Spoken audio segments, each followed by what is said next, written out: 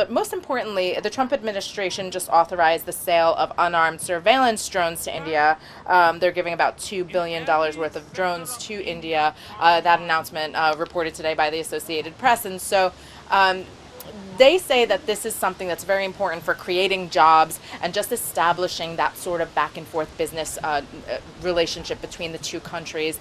They insist that it does not show that they're prioritizing India over, say, Pakistan or China.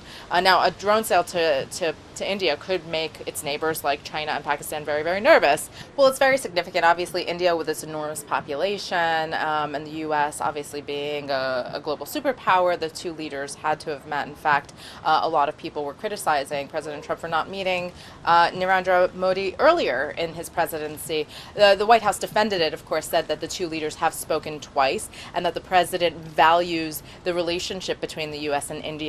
A number of activities are planned between President Trump and Prime Minister Modi. The two will first have a one-on-one meeting, and then they'll move on to bilateral meetings with their delegates, their teams of advisors.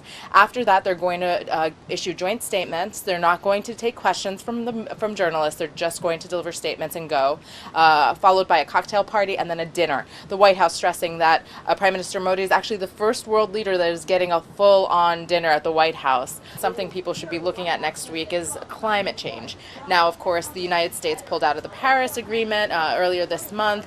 India is a major player in the Paris Agreement, and President Trump made some comments a couple of weeks ago where he said that India was only involved in the Paris Agreement because of the payoff, because it was contingent to them receiving billions and billions of dollars. So the White House conceding that that will probably come up in their conversations, that India and China as well have been very big players in the clean energy, renewable energy industry, and with this administration sort of showing some skepticism toward that industry, it's going to be an interesting conversation.